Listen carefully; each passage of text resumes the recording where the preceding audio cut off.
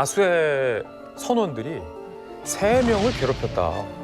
아주 따돌림. 집요하고 인신공격적으로 선장을 포함한 다수의 선원이 3명을 괴롭혔다라고 합니다. 이 전원이에요. 이들의 주장이에요. 자, 가혹행위에 불만을 품고 여기서 갑자기 스토리가 급발진됩니다. 선장하고 선원을 죽여야겠다. 그러니까 전 괴롭힘을 당하던 사람들이 괴롭힘을 당하던 사람. 3명이 범행을 결심하게 됩니다. 네. 배 위에서. 자, 그러면 3명이 남은 16명을 어떻게 살해할 것인가?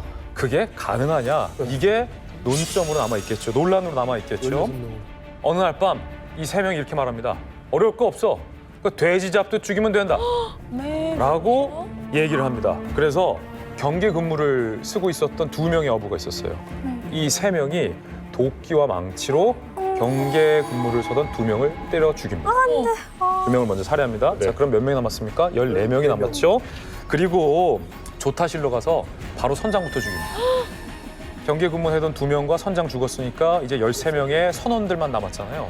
근데 상식적으로 13명의 선원 모두가 다 이 사람들을 괴롭혔을까라는 생각도 들고 괴롭혔다고 죽이는 게 말이 돼? 라는 생각도 들잖아요. 소리라도 들었어요. 자, 그리고 나머지 3명이 13명은 어떻게 죽일까? 맞아. 이것도 굉장히 네, 의문이잖아요. 맞아요. 이런 방법을 합니다. 쪽수로 하면은 우리가 실패할 것이 불보듯 뻔하니 머리를 씁니다. 어떻게 쓰냐? 남은 동료를 한 명 불러서 순차적으로 죽이기로 결심을 합니다. 그래서 3명이 취침 중인 선원을 40분 간격으로 잠자던 선원 2명씩 야 경계 근무하라고 깨서 올려보내요. 경계. 그러면 선두와 선미에서 대기하던 2사람이 둔기로 머리를 가격한 후에 시체를 바다에 유기하고 40분 뒤에 또 2명을 깨워서 올려보내면 선두와 선미에서 2명이 또 쳐서 죽이고 이 방법으로 3명이 16명을 전부 다 살해합니다. 이거 진짜 가능한 얘기? 물론 반론도 있긴 있어요. 솔직히 말해가지고 저 배 같은 경우에는 이 갑판 아래는 연결이 안 돼 있거든요. 그러니까 말 그대로 이제 그 사람들 다 죽이기 위해서는 다 갑판 위로 올려야 돼요. 올려야지. 올라오라고. 오징어 잡이배 같은 경우에는 그 밤에 보통 오징어를 잡기 때문에 선원들이 이제 푹 자질 않아요. 그렇기 때문에 그것이 과연 가능했을까라는 주장도 있지만 일단 이들의 증언에 따르면 일단은 16명을 다 죽였어요. 일은 벌어져서 지금. 그러니까 이게 여러 가지 의구점, 그러니까 그러니까 의구점이 많네요. 이 작은 배에서 그 많은 사람을 다 죽일 수 있다. 이게 여러 의혹이 있어요. 아니, 말이 말이 좀 좀 뭐야? 내가 자다가 깼는데 옆에 아무도 없어. 근데 내가 순순히 나가? 그렇지. 경계 야, 근무인데 이거 뭔가 좀 말이 좀 안 되는데. 희한한데? 이게 가능했을까? 아니면 그러지 않았을까라고 하는데 저희들이 선상반란 관련된 여러 사건들에 대한 조사 보고서를 보게 되면은 대부분의 선상반란은 소수의 조직된 집단이 다수를 공격하는데 보통 배에서의 어떤 공격이라는 게 사실 좁습니다. 배 통로가 좁고 환경이 이렇게 움직이는 상황이라서 어떻게 보면은 적응된 사람들은 쉽게 공격할 수 있고 작정한 사람들이 아는 것들은 공격 당하기 쉬운 상태. 근데 지금 여기서 걸리는 거는 이분들이 대부분 오징어잡이배 선원들이라서 밤에 그렇게 익숙할 텐데 왜 이렇게 당했을까라고 하는. 다만 이제 문제는 이 사건은 작은 배라는 점과 선장 인일의 강력한 통제라는 점이 결합돼서 나타난 사건으로 볼 수 있습니다. 왜 선장의 강력한 통제라고 하면은 선장을 먼저 살해하고 선장의 말을 전하러 내려가서 하나씩 불러 올려가 살해했다고 하면은 이것은 분명히 가능성이 있는 사건으로 봅니다. 즉 선장의 호출을 마치 뭐 하나님의 명령처럼 아니면 뭐 절대자의 명령처럼 들었다고 하면은 순차적으로 끌어내서 살해하는 것도 충분히 가능한 시나리오입니다.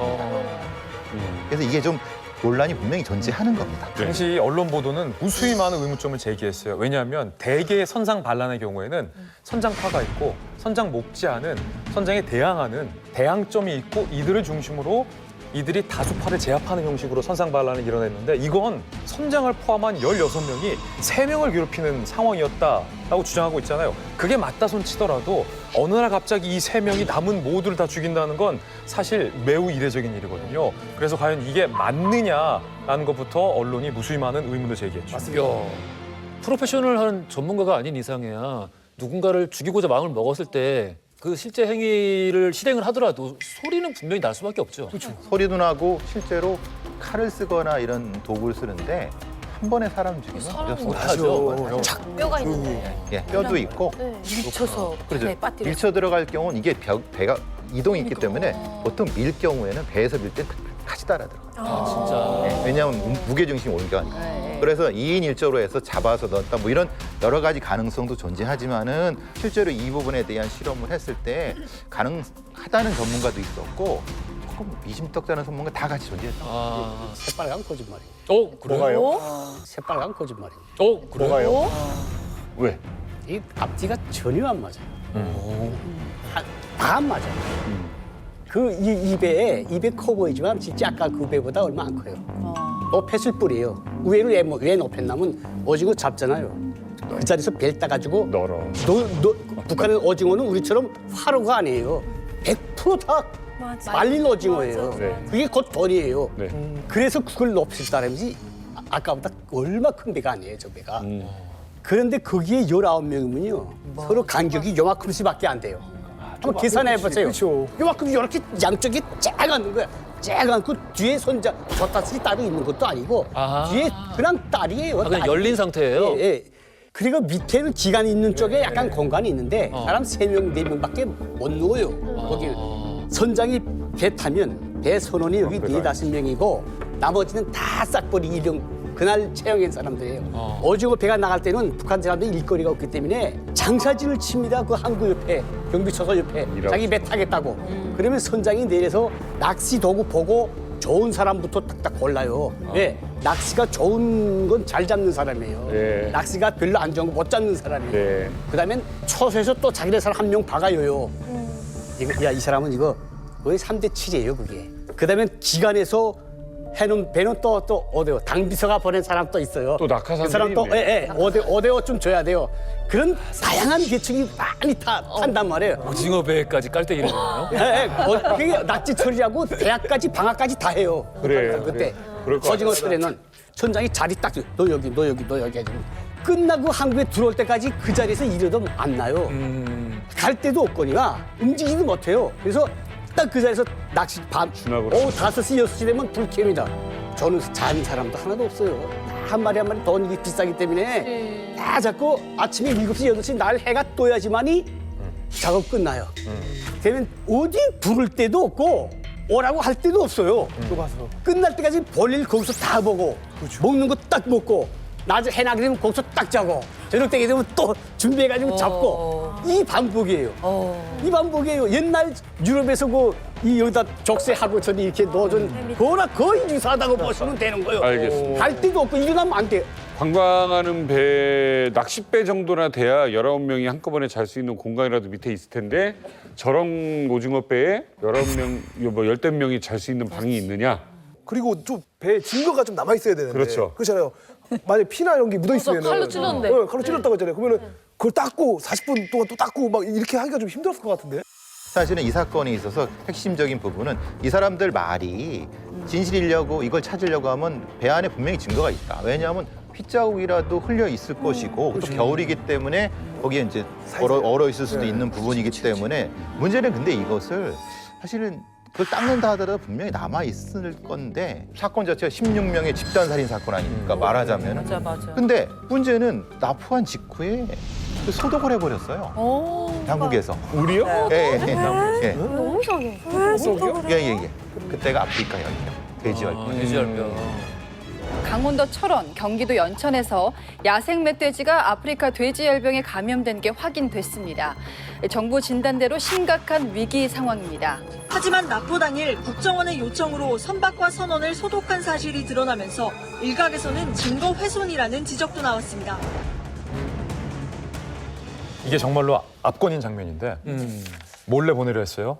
언론에 걸렸잖아요. 왜 보냈어 물어보니까 이런 살인 사건이 있어서 흉악범이다 돌려보낸다. 자 그럼 증거 있냐? 언론이 물었잖아요.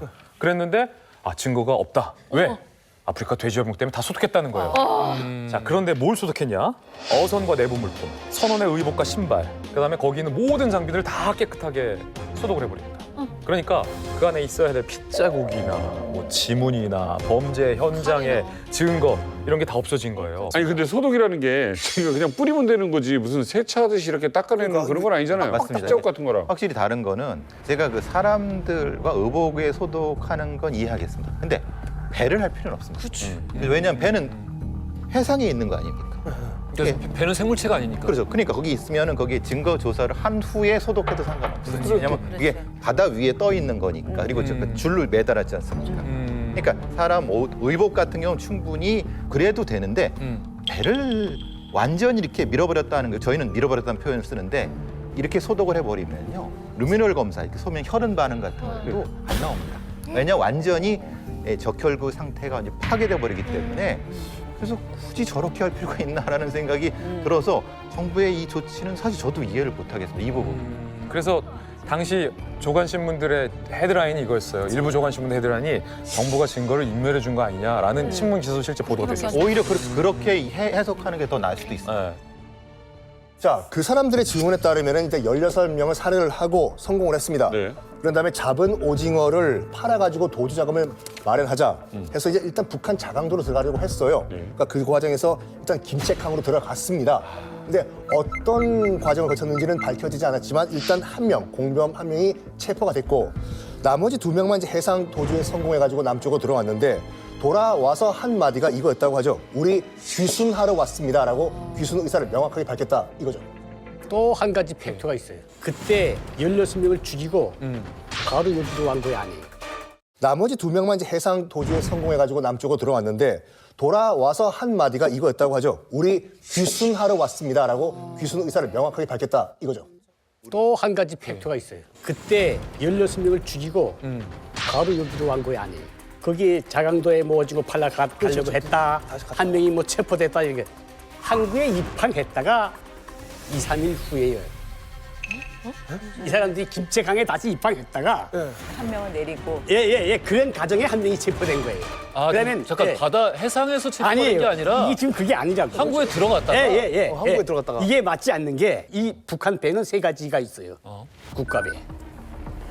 그다음에 개인이지만 내가 만들었지만 등록은 어느 기관에다 해놓고 어느 단체에 해놓고 운영하는 배. 그다음에 기관 소속 배, 완전히 기관 소속 이렇게 있는데 그렇다면 북한의 항구 모습이 어떻게 돼 있는가 하면 오징어 배 이게 19명이 나갔잖아요. 19명의 부인들이 다음 날부터 다랑이 들고 항구에 나와 살고 있어요. 오징어 들어오면 바다 가서 말리려고. 그게 북한 항구의 모습이에요. 여기하고 달라요. 언제 들어올지 전화 연결도 못 하니까. 그 모습이 정겹기도 하는데 북한의 모든 바닷가는 여자들이 다 다랑이 하나씩 있고 하루 종일 기다려요. 아침부터 새벽까지. 그게 그런데 16명 죽이고 입항을 할 수도 없거든요. 진짜 몰랐는데. 그 아주 16명 죽은 사람들이 다 나와 있는데 가족들이. 그러네. 어떻게 하고 그다음에 또 출항을 또 어떻게 하고 이 배가 뭐 렌터카도 아니고 말이야. 천장이 바뀌었어 이제 주인이 다 죽였기 때문에. 그다음에 또 나왔다. 이게 하나도 안 맞아. 그러네, 진짜. 하나도 안 맞아. 가족들이 있을 거죠. 거기다 대고 거기 있는 뭐 경찰이든 뭐든 이런 사람들 뭐 뜯어먹을 거. 아니 안 맞아. 북한이 어떤 나라? 아이고. 잡혔는데 가만히 있겠냐고 확 오지. 실제로 정부가 이 같은 정부의 입장 발표가 있었잖아요. 그때 저희 기자들이 물어봤던 게 그럼 김책항에서 이 둘이 선장에 박혔는데 어떻게 다시 탈출할 수 있었느냐에 대한 답변을 정부가 제대로 못 내놨어요. 그래? 하나도 안 맞아. 그거 어떻게 하냐? 일단 그 3명이 지금 16명을 죽인 사건이잖아요. 근데 이게 아무리 기민하게 행동하고 조직적으로 행동을 했다 치더라도 이게 물리적으로 가능한가라는 의문이 남는데 혹시 역사적으로 이런 비슷한 유형의 좀 비견될 만한 사건들이 좀 있었나요? 예. 1996년 6월과 8월에 가장 유명한 페스카마오 선상 반란 사건이라는 게 있습니다. 이 조선족 6명이 나머지 한국인 그리고 나머지 그 국적에 있는 11명을 하나씩 떼어내갖고 살해했던 사건입니다. 페스카마오 선상 반란 사건이고 뭐 그 외에도 다른 외국에는 이런 비슷한 선상 반란 사건은 많이 존재를 합니다. 이 배라는 공간이 사실은 좀 묘한 부분이 있습니다. 지금 이 사건 말고 일반적으로 이제 배라는 공간에서 외부적으로 고립돼 있는 상태에서 나타나는 심리 중에 하나가 이제 소수가 아주 똘똘 뭉칠 수 있는 예를 들면 이런 기습적인 형태의 선상 반란은 역사적으로 이제 많이 있어 왔습니다. 그러니까 이것 때문에 분명히 가능성은 존재하는데 아까 말씀하신 것처럼 여건은 좀 안 맞는 거고 근데 어쨌든 가능성은 존재하는데 그러니까 소수가 아주 강한 결속력을 가지고 기습하는 거죠. 기습해서. 범죄 자체는 물리적으로 가능하고 선례도 있다. 예, 선례도 지금 있고 전후의 가능한. 맥락에서의 그 의문은 아직 해결 안 된다. 그러니까 맥락에서는 이해가 안 되는데 선상 반란 자체는 해왔고 존재해왔던 겁니다. 당시에 우리나라 언론은 보도를 안 했지만 그 유엔 인권사무소에서 굉장히 항의를 많이 했어요. 보내지 말라고. 그러니까 그 당시 이제 제가 기억으로는 그때 우리 정부가 뭐 주장했던 여러 가지 주장 중에 하나가 뭐냐면 범죄인 인도 협정 이걸 얘기했던데 범죄 인도 협정 같은 경우에는 이게 있어요. 우리는 사형 제도가 없는데 저쪽에 사형 제도가 있다. 근데 우리가 뭐 범죄인 저쪽에 인도를 했는데 당연히 저쪽에서 사형을 받을 것이 확실하다 하면 넘겨주면 안 돼요. 헌법상 우리나라 국민들이지 않습니까? 맞아요. 그럼에도 불구하고 뭐 여러 가지 혐의가 있으면 우리나라 당국이 조사를 하고 재판을 하고 선고를 내리면 되는데 그냥 자백 하나 가지고 넘겨버린 거잖아요. 사흘 만에 넘겨버립니다. 그 범죄인 인도 조약이 우리는 북한하고 체결이 안 돼 있죠. 이것도 안 돼 있어요, 솔직히.